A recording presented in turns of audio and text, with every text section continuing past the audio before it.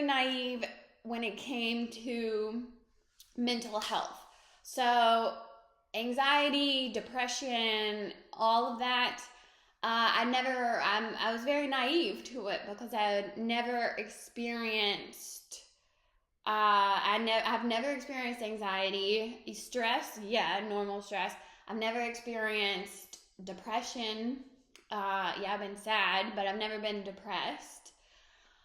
Except for about a little over a year now.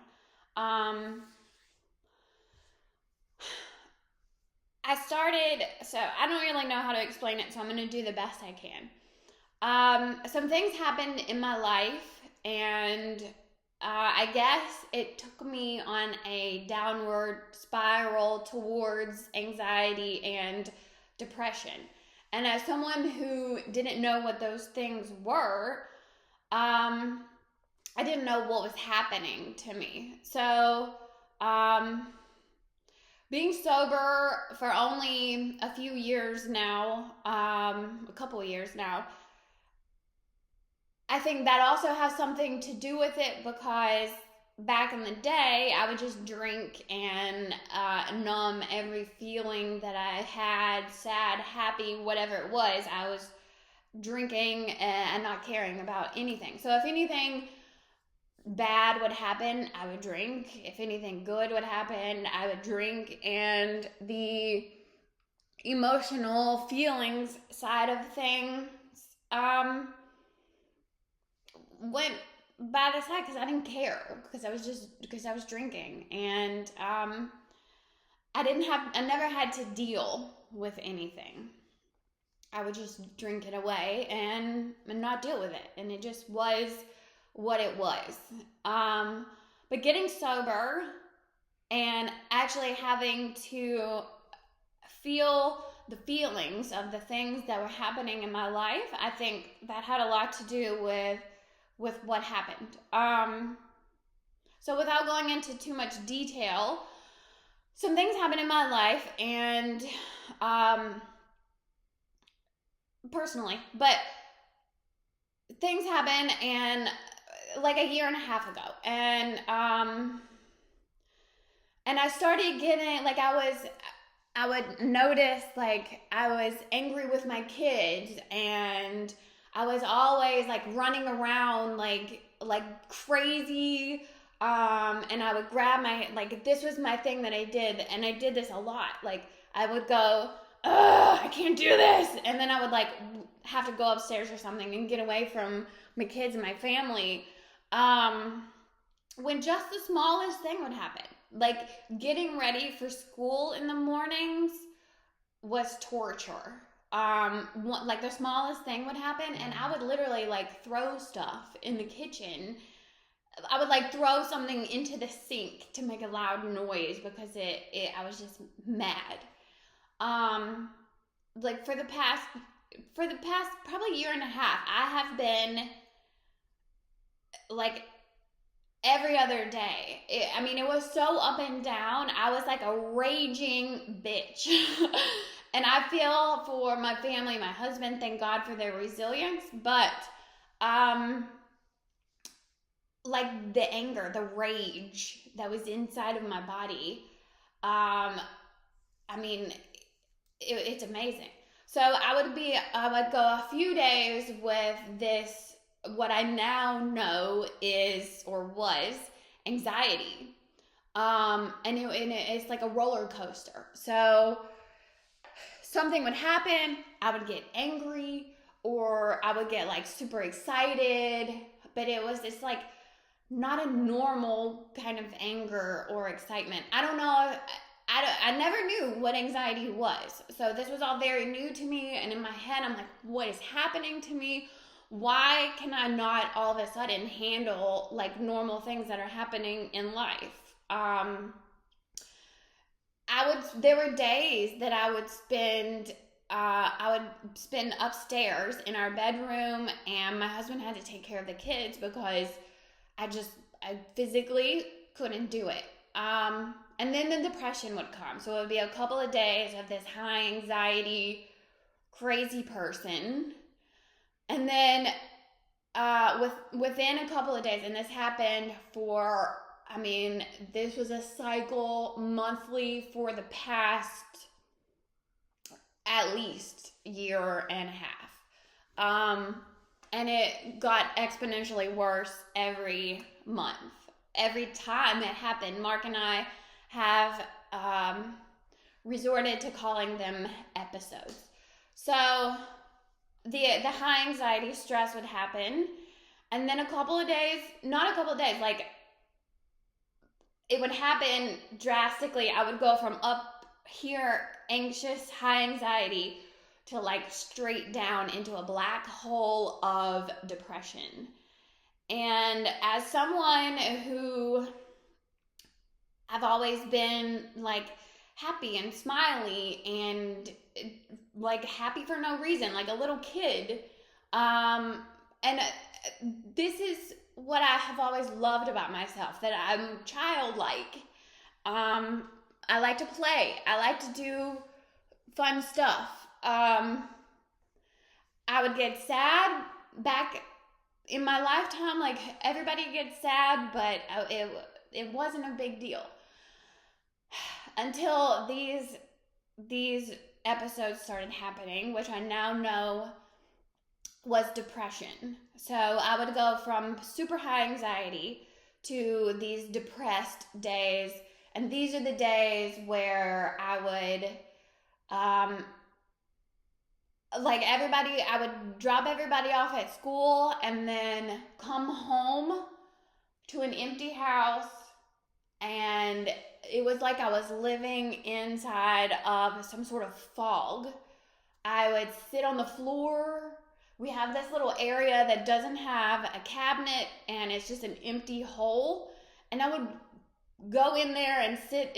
I would sit on the floor, and it's like you're in like a little box. So I would go in there and I would sit, and I would at least like staring off into space, or like staring at the ground and crying, or not even crying, just being sad and feeling hopeless and feeling worthless and feeling like a bad everything. I'm a bad friend, a bad mom, a bad wife. I'm a bad person. And it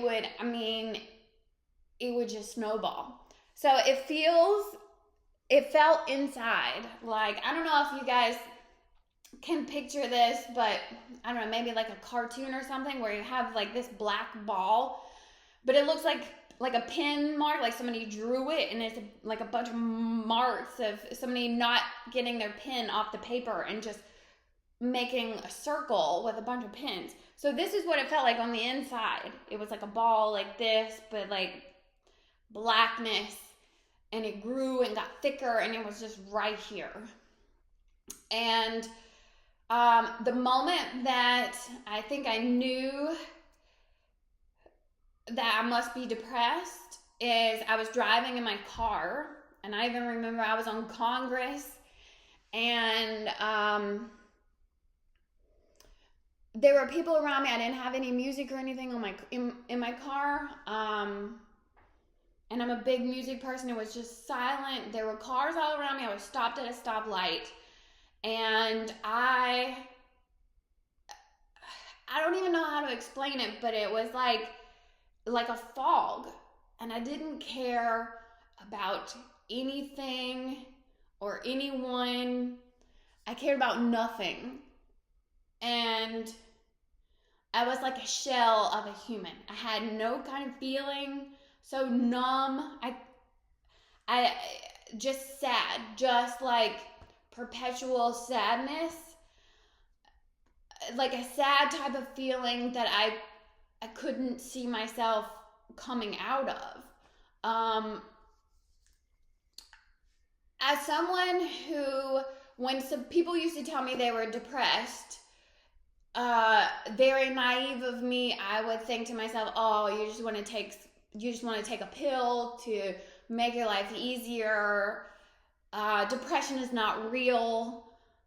depression is just sadness. You're just sad. Like, come on, you can make yourself happy. You have control of your life. You're just sad. Like, come on, snap out of it. What an idiot. Um, I'm now, I mean, if anything, I've learned that wholeheartedly, and I empathize heavily with people who suffer through anxiety and depression. Um, it's not something that I ever want to feel again. It's not something that I ever hope. I never ever want to feel that. I don't want anybody that I love or anybody in the whole entire world, people that I don't know, I would never want a human being to feel that way. And I know deeply that my depression was not nearly as bad as it could get and as some people's are. And I, at no point whatsoever, did taking my life or thinking that the world would be better without myself in it, that never crossed my mind ever. But I can easily believe how it does cross people's minds. Mental health, anxiety, depression are very real. And only through having gone through it myself did I realize that this is a very real thing. So, this was my life for the past year and a half. And not until probably about a month ago did I, or maybe 2-3 months ago, did I actually realize that and come to agree the fact that I have anxiety and depression. And of course it comes with a stigma. I'm embarrassed. Well, not anymore. I was embarrassed. I was ashamed because why am I depressed?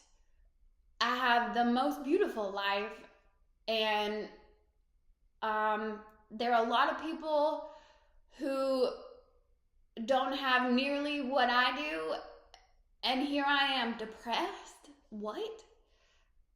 So I couldn't accept that this is what was wrong with me. So in my head, I said, I can fix this myself. You see this stuff about going to the gym and mental health and blah, blah, blah. In December, I mean, when all this was coming to a head, I was at the gym and I was crying at the gym. Who cries at the gym? But it wasn't me, and it was a very difficult time. So finally, it kept getting worse and worse and worse, and it would go from happening once a month to it would be the entire month, and I would only have a couple of good days sprinkled throughout.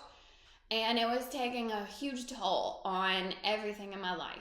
I have, for the past year and a half, I have pushed friends away. I've pushed family away. I would have rather been alone. I didn't want to go out and do anything. I didn't want to be with my friends. I stopped doing stuff with my kids because I didn't want to do anything. Nothing. I just wanted to be here at home. There were days where I felt so bad that I had to snap out of it. So I would go pick my kids up from school just so I would stop thinking about the sadness. So it would stop taking over my life. So I would pick them up from school, bring them home, and we would sit here and watch TV. And it was okay because I just had them with me. But on December, I think it was December 14th, finally I had had enough. So I called my doctor, and I had spoken to her about this within the past year and a half, and we've tried multiple different things from birth control, uh, hormone, testing me for hormone issues, um, and nothing helped. Nothing made me better. Nothing helped me to be me again. And I had to do something. So I called her and I said, all I want to do is cry and sit on the floor, and I need help. I need help. So she told me to come in that day at noon, and I went.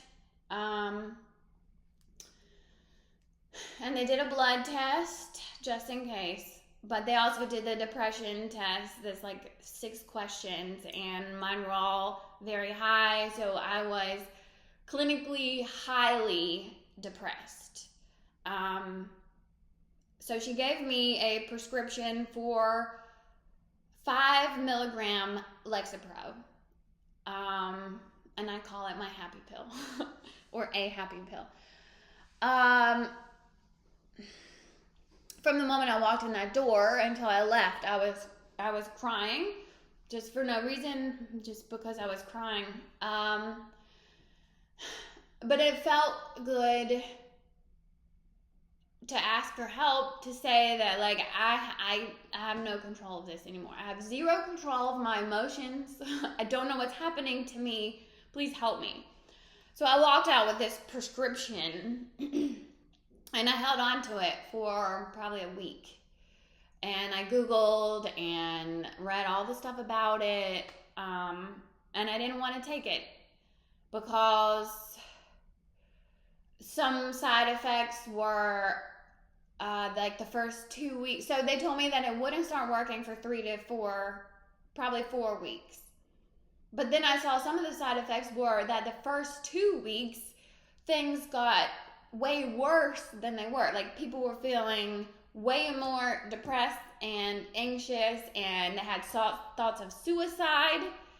So I was terrified to take this pill.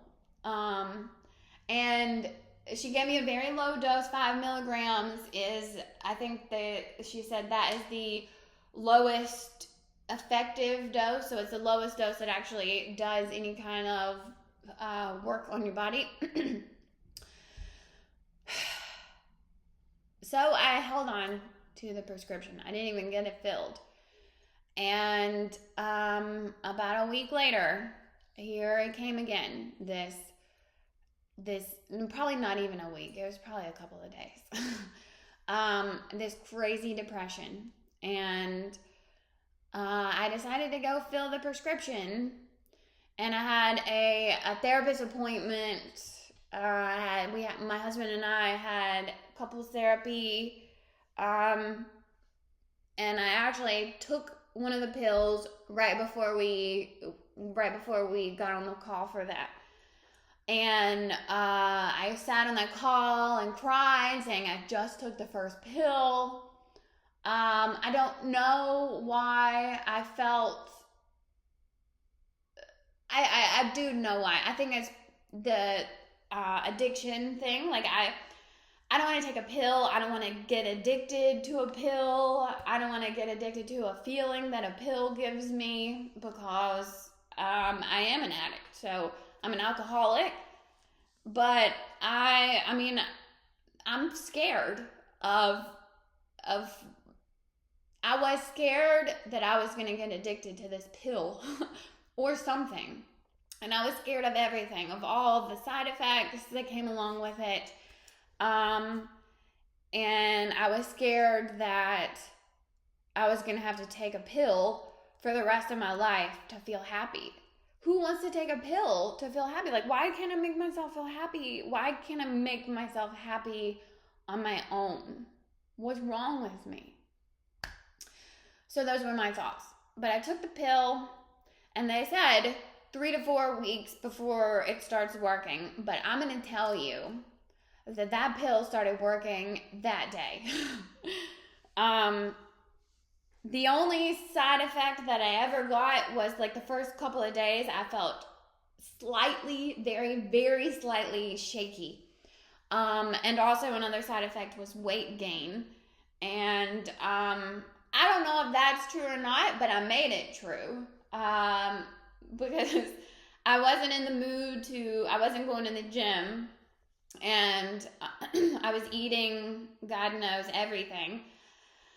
So I made that side effect true. The weight gain side of it, that's very true. I gained probably at least 5 pounds. I know it doesn't sound like a lot, but for me it was. So of course I'm like, oh, the pill definitely makes you gain weight. Anyway, aside from all of that, I gotta tell you that from the moment I took that first pill, I am me again. So my husband said he was slightly nervous that this pill, although only 5 milligrams, would turn me into someone else. So I was Courtney, and then I was Courtney when I drank, and then I was Courtney when I was in these episodes. And so he thought I was going to be some other kind of Courtney on these pills. But he said he was nervous about that, but the truth is I'm just the old Courtney again. Just hearing that from him and knowing it on the inside is the absolute best thing. So I take this pill every morning, and it's been 4 weeks now that I've been on the pill, on 5 milligrams Lexapro, my happy pill, and I will take it. I will take that pill. I smile. I'm bouncy again when I walk. One of the first things that I noticed in the first couple of days was walking upstairs. I was bouncing upstairs again. It wasn't like a doom and gloom like upstairs. And for me, it was amazing.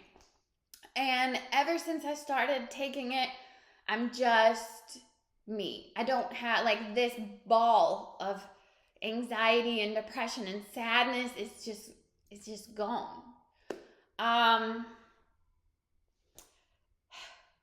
I did gain the weight, like I said, and I'm just now, I'm back. I've been back in the gym for 2 weeks now, but I'm just now,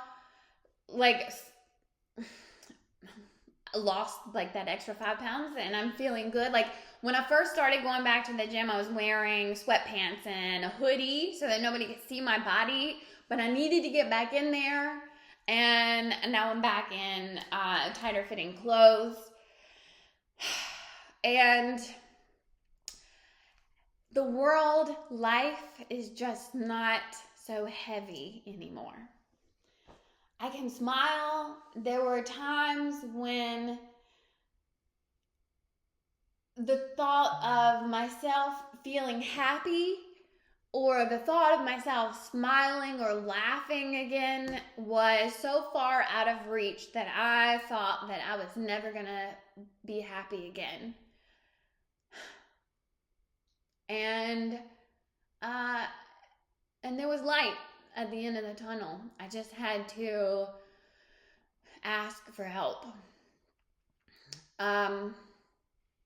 Asking for help is not an easy thing for me, just like with my alcoholism. I thought I could fix it on my own, and not until I asked for help did things get better. And I gotta say, things are amazing.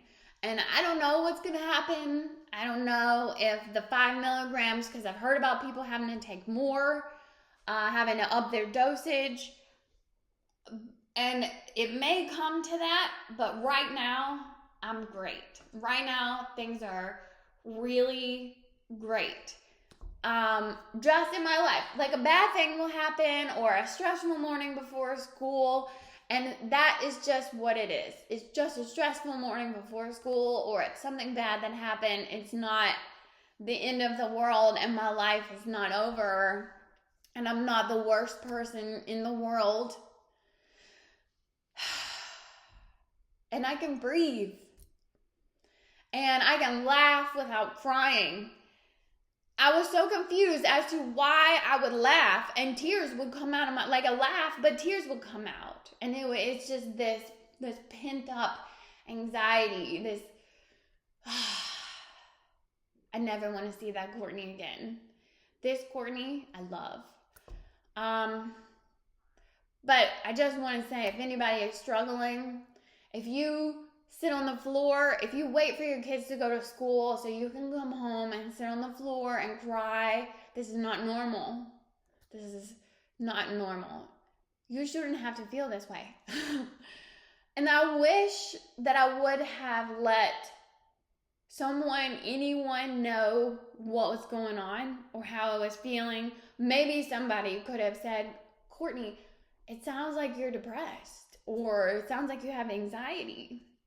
Maybe you should ask about that, or maybe you should speak to someone.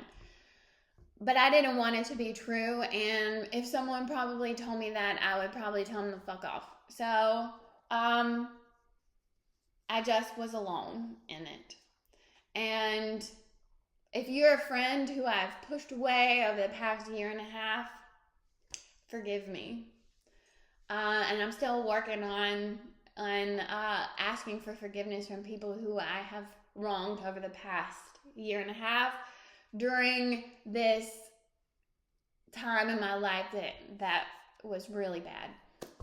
So I just wanted to come on and say that, and that's it. So I think that I had to stop posting and being and like lying, and I felt like that person that on TV, those commercials for depression, where she has that mask of her, not a mask, but like a thing of herself smiling, and she holds it over her sad face for depression.